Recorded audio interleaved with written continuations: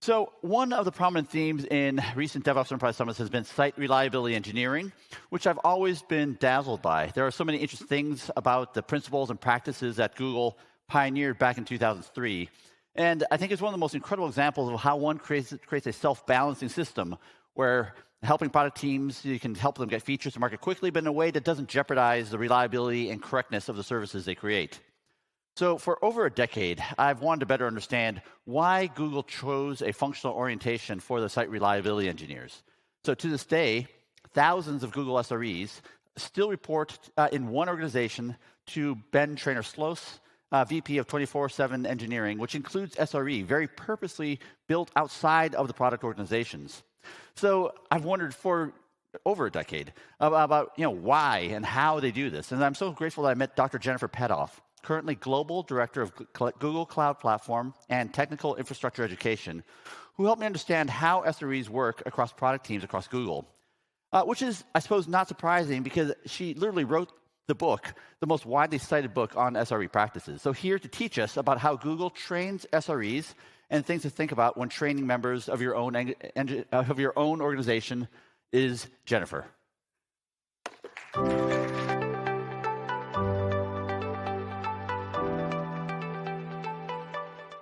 Hello, everyone. How's everyone doing this morning? All right, good energy. So today, I do think we saw a lot of pizza in our talks yesterday. I think this talk has less pizza, possibly more unicorns. But today, what I'd like to talk to you about is the importance of why you need to help your people to swim and not sink, and the importance of learning to an SRE or a DevOps culture. So I think Jean covered the highlights of my professional background. I thought I'd throw in another couple of tidbits just to maybe spark a conversation over coffee or over lunch. So back in the day, I got a PhD in chemistry, so my friends call me Dr. J. And in my spare time, I love to travel, and I'm a part-time travel blogger at Sidewalk Safari. So super excited to be here and have an excuse to come to Amsterdam and explore all that the Netherlands has to offer. All right, so before we jump into the main topic of the presentation, which is about learning programs, training SREs, I wanted to just give you the TLDR on site reliability engineering, just so we're all on the same page. So what is SRE? So it's a discipline that originated at Google back in 2003. It's a framework for operating large-scale systems reliably. And Ben Trainer-Sloss is famous for saying that SRE is what happens when you ask an engineer to design an operations function or to ask a software engineer how to manage systems in production. And really, it is this focus on running systems in production that is the key to the practice. There's 4 key principles that we like to think about at the foundation, as foundations to SRE. So number 1, site reliability engineering needs service-level objectives with consequences. SREs must have time to make tomorrow better than today. SRE teams do need to have mechanisms to regulate their workload so that they're not buried under toil. And then finally, failure is an opportunity to improve, not an opportunity to brandish pitchforks, as we like to say. And how does SRE fit into the product lifecycle? So it's this bridge between the business, development, and operations. It provides a common language, it provides shared goals, and it helps to take any negative emotion out of decision-making. Okay, so with that out of the way, let's talk about learning and why learning is important. So I hope you'll agree that when it comes to becoming an SRE or practicing DevOps in the first place, or even just ramping up on a new service that you're in charge of, there's a lot to learn. There's the ins and outs of those production systems, incident management best practices, and more. The list goes on. And some people think about training as it's all about cramming in as much information into people's heads as possible. It's setting up this proverbial fire hose of information. But the reality is, no matter how much you tell people, they're only going to retain a very small amount of what you tell them, especially in a lecture format. So training is not about the fire hose. It is about believing in yourself. For adult learners, it's all about building confidence. It's about fighting imposter syndrome, and especially for people who are new to a team.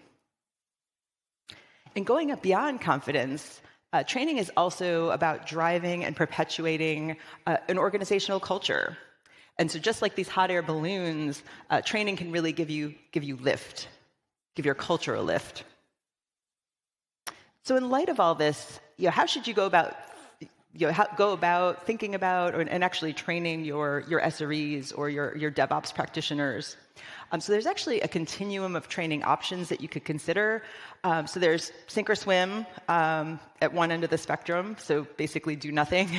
And then there's the systematic training program at the other end of the spectrum. And you really want to avoid sink or swim if you value inclusivity. So just letting people figure it out on their own, that can breed stress, frustration, can even lead to attrition. It can lead to imposter syndrome. So definitely that's one to avoid at all costs. For other options, you're going to want to consider the return on investment of that effort invested. And I think if you focus in on a higher touch option like a systematic training program or even ad hoc classes, this can signal a few things. So number one, it's leadership commitment to the development of employees. It can help ensure that everyone's actually speaking with one voice. It can help imbibe that desired organizational culture and reinforce the desired behaviors. Because at the end of the day, confidence drives behavior. Behavior repeated over time is what drives the culture. All right, so the first question that you may ask is, what should I teach? Like, what's this all about? So what you include in your training program really boils down to 3 different dimensions. So we'll look at maturity, familiarity, and experience. So maturity is all about the maturity of your organization in adopting SRE or DevOps principles, practices, and the culture associated with that. Familiarity it addresses the knowledge that individual engineers have about your organization and infrastructure, like how familiar are they with you and your systems. And then experience is about the experience of the individuals being trained, including their technical skill and their familiarity with SRE or DevOps. So let's start by considering the case of those just starting out on that journey, on that DevOps or SRE journey. So how can we ensure that we minimize the pain on that potentially long and bumpy road ahead? And this is a road leading to Torres del Paine National Park in South America. So again, riffing on the travel theme. So this is really the case of low organizational maturity. So you're just getting started in adopting SRE principles and practices. So what I would really recommend is to start by addressing any skills gaps. So ask yourself some foundational questions about your teams. And you can see some of these questions here. So really, foundational level stuff. And if your answer to these questions, or the majority of these questions, is no, start here and address those gaps with training. So now on to step 2. So once you've sort of gotten everyone to a common baseline, you'll want to consider who you have on your team and perhaps how to tailor that message. So the reaction of any individual team member to a proposed organizational transformation will likely depend on how familiar they are with your organization and the current culture, crossed with their level of SRE experience. So have they practiced SRE elsewhere? So if you look at people who are low experience or no experience and are new to your organization, I expect these people will be more receptive. They're more likely to just go with the flow. If you have people who have low experience with SRE or DevOps and have high familiarity with your organization, these are the people that you potentially need to watch out for. They might be resistant. The idea here is you'll need to address what's in it for me. Why is it different this time? If this latest transformation is just seen as the new hotness that will quickly fade over time. And then finally, so for people who have existing SRE or DevOps experience, these are your catalysts. So these are the people that you want to empower to tell their stories about the impact that this has had on the work that they do, and for saving their weekends, etc. Tell those stories, much like we heard about yesterday. And then again, you'll want to tailor the format and content of your proposed training to address the unique needs of these individuals. All right, so now what about an organization that already has a well-established SRE team or practice? So now it's all about building confidence and reinforcing that culture that you've built. So let's talk about building a training program for this use case. So this is the high organizational maturity use case. So you've already got this well-established culture and practice, and now we need to dig in and evaluate the mix of people that you have on your team here as well. And once again, we'll do this along the dimensions of organizational familiarity and SRE experience. So let's talk newbies. So newbies are the folks who are just joining your organization, and they're also less familiar with SRE and DevOps practices. You got your internal transfers, so these people are expected to have a high level of familiarity with your company, but maybe low experience with an SRE or DevOps practice. Old timers, so here's the folks that have worked for your company for a while and know the company and that great culture that you've built. And then finally, industry veterans. So these are people who have a high level of experience with SRE and DevOps practices, but are new to your company. So let's look at those learning needs in a little more detail. You've assessed the mix, you see who you've got. Let's figure out where to focus your training plans. So newbies typically need the most attention. They need to learn your infrastructure, and they also need to learn that culture and imbibe that culture. Internal transfers, now these folks may know your systems, but they're perhaps less familiar with DevOps and SRE practices at your organization. Old-timers, so we expect their experience on both dimensions, so you're going to want to go for technical depth to unlock their career growth. And then finally, industry veterans, so these are folks who need to ramp up on your infrastructure and your processes, and they may need to unlearn some bad habits. So focus on the specifics in this particular case. So up until this point, we've really focused on the what you might want to include in the training program. However, there's a whole other side that we need to consider. And I love drawing an analogy between the software development lifecycle and running training programs. So in software development, the what is your shiny product features, and the how is all about how to deploy to production in reliable ways to meet the needs of our users. And in the training program content, the what is all about the content. What are you teaching? How's that all going to work? And then the how is how do you deploy a consistent and reliable training program that meets the needs of our learners? So now let's talk about the how of delivering a training program. And this is really about operations, and there are two dimensions you'll want to consider in this case. There's the size, how big is your organization, and the growth rate, so how fast are you growing? And this will help inform how much effort might you want to invest in training. So if your organization is small and growing slowly, focus on one-on-one knowledge transfer through mentoring or shadowing. If your organization is large and growing slowly, investing in ongoing education is a great retention tool and a career development tool. So you want to invest in your people, keep your people. If your organization is small but growing rapidly, invest in onboarding. That's the easy win. And then if you're both large and growing rapidly, it makes sense to invest in a full life cycle training program from onboarding through ongoing education and beyond. So the Google SRE team actually falls into this upper right quadrant, and this is why we've invested in a full-time team to develop this full lifecycle training program. So a small full-time team supported by basically an army of volunteers who have a lot of passion for sharing what they know with their fellow Google SREs. Okay, to summarize, so you want to invest the most under conditions of rapid growth. Small but rapidly growing organizations benefit the most from onboarding training. Don't forget about your existing workforce, though.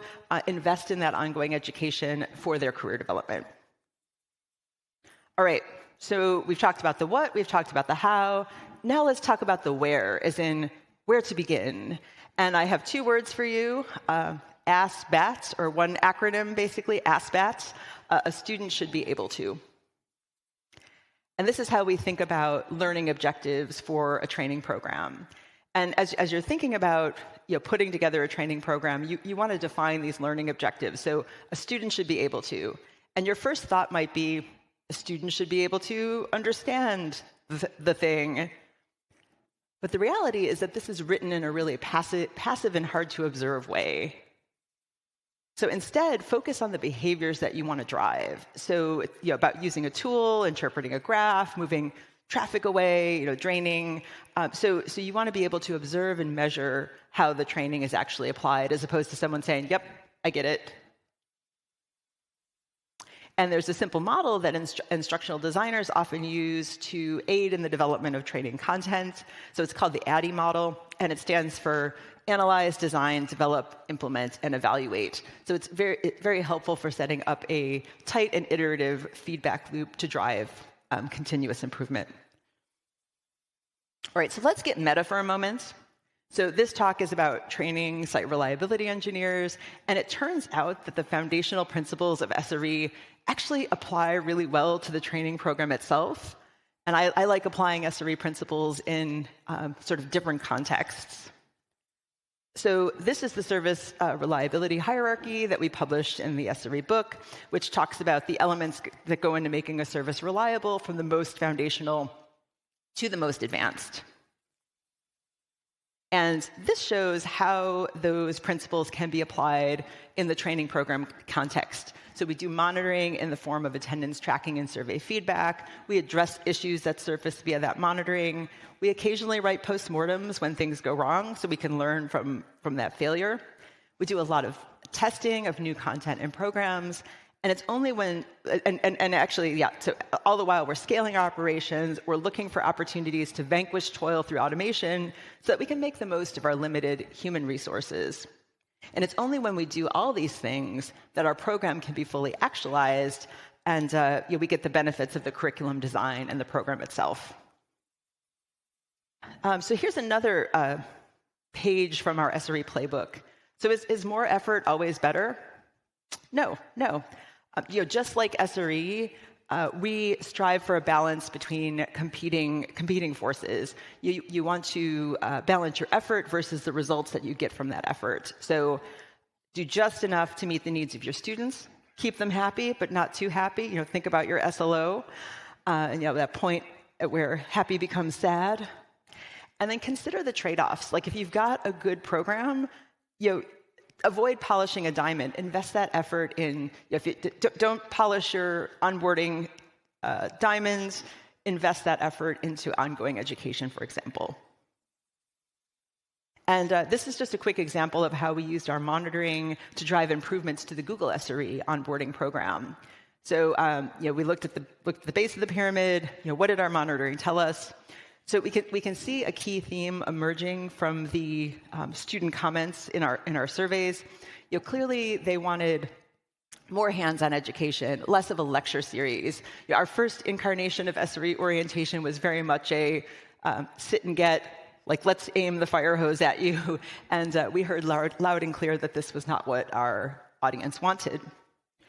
So we developed a second generation of our orientation program, which moved away from long-form lectures.